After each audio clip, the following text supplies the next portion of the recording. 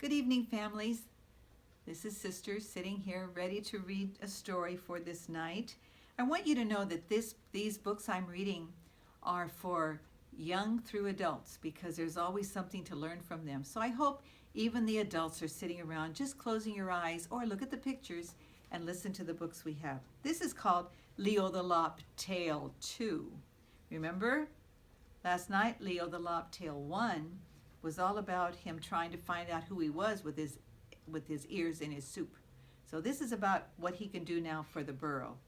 In the midst of twilight wonder, when evening shadows gently glided from branch to branch, all of the creatures of the forest softly began to fall asleep. Squirrels dozed, warmly wrapped in their soft, furry tails. Fawns, exhausted after frolicking in the meadows, slept contentedly, nestled near their parents. Birds of all feathers nodded gently on the branches of the trees, eyes blinking, hoping the dream of a beautiful flight. In a burrow beneath a twisted pine, fluffy bunnies of all sorts snored and sniffed quietly in their slumber. All of the rabbits, that is, except one lop-eared rabbit called Leo, who just could not fall asleep. He would twitch and pitch, trying desperately to fall asleep, but no matter how he tried, he couldn't forget the one thing that kept him awake. He was a tiny, cute rabbit. Why couldn't I have been born a tough tiger? He muttered as he rolled over for the 100th time. A bad bear? A mean muskrat? Anything but an itty-bitty fluffy bunny. Finally, with a sob, Leo rolled over and fell into a troubled sleep. It seemed to Leo that he had been dreaming for just a moment when, like the crash of a cymbal, the sun brought the beginning of a new day. He slowly rubbed the sleep from his eyes, yawned once, stretched twice, and finally tumbled from his soft bed of moss. "Oh, what am I going to do?" he mumbled as he looked into the mirror. I don't want to be cute anymore. I want to be rough and rugged and brave." With that, he squinted his eyes, scrunched his nose, and looked just as tough as he could. Satisfied that he didn't look quite as cute, Leo brushed his teeth and hurried off to creature school. Leo ran just as fast as his little legs would carry him through the twisted trail until he reached the clearing in the wood that served as the classroom, kind of like the classrooms in our homes these days. As usual, he was just a little bit late. As he hurried to sit down, the squirrels giggled, the little birds twittered, and all the creatures smiled because Leo was still trying to look rough, tough, and mean. All the creatures were laughing except the old gray owl who sat on a branch at the head of the class. "Ahem," muttered the old owl as he covered a smile. "Now that everyone is here, we'll begin the lesson for today. I would like each of you to think of a word that best describes the way you look this morning." All the creatures thought and thought. Then one by one they each stood and told the old owl the word they had thought of.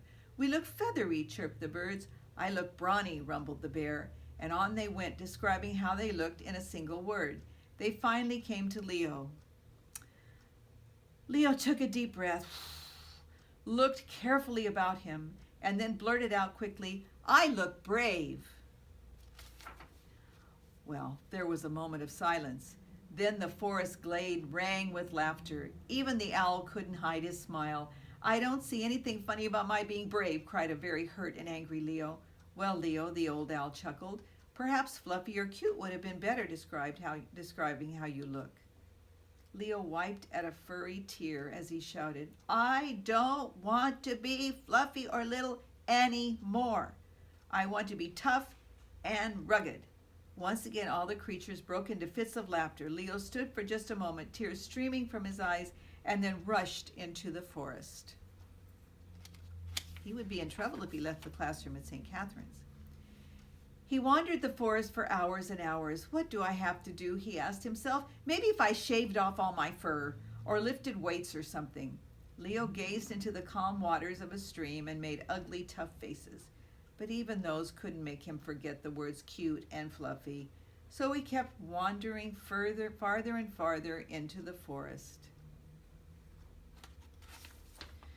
As the other creatures frisked about the forest glade doing their daily chores, a wisp of smoke snaked about the boughs of a tree and climbed toward the sky. A brown squirrel sat on his branches, sniffing at the afternoon air. I smell smoke, but it's probably just a campfire, he thought as he continued on his way. By dusk, though, the wisps of smoke had turned into billowing clouds. Suddenly, all around the clearing, flames shot high into the air. Oh, this is terrible, all those animals. All of the creatures began running about, panicking up in their nests, dashing here and there in absolute pandemonium. Fire, fire, they shouted. The old gray owl fluttered to the ground in the center of the glade and shouted, "Now everybody just slow down and don't panic." The animals gathered around as the owl continued. "We must all be as calm as possible, or someone will get hurt. Now, is everyone here?" They all looked around, and then someone shouted, "Yes, it looks like we're all here. All of us except that little rabbit, Leo." The owl thought for a moment and then said, "We'll just have to hope that he's outside the fire area. Now we must leave and move to safety." They all looked about the clearing, but the smoke was so thick that no one could see which way to go. Leo had been moping at the far edge of the forest when he first saw the columns of smoke. "Oh no," he said, "that fire looks like it's burning right in the middle of the clearing where I live."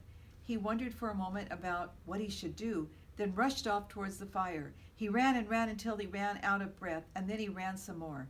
Finally, he reached the edge of the smoke and flames that enclosed the clearing where he lived. To his dismay, he could find none of his friends. "Oh dear," he thought, "they must be trapped inside."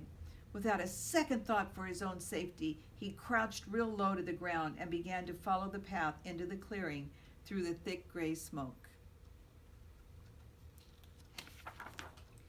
Finally, just a minute, please.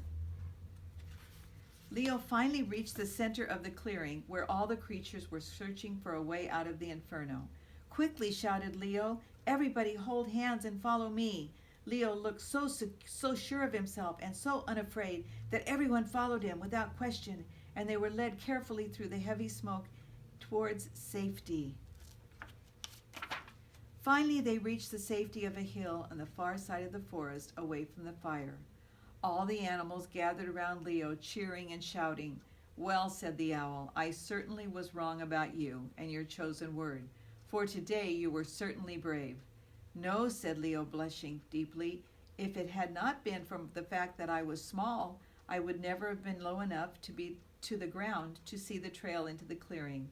I guess being cute and furry doesn't mean you can't be brave." With that, the other animals cheered Leo the brave and Leo the lion-hearted and continued their cheering far into the night. So if you're cute and furry, or even if you're not, remember Leo the lion-hearted and the lesson that he got. Sleep well, everyone. Have a pleasant evening. God bless you and keep you safe. Good night.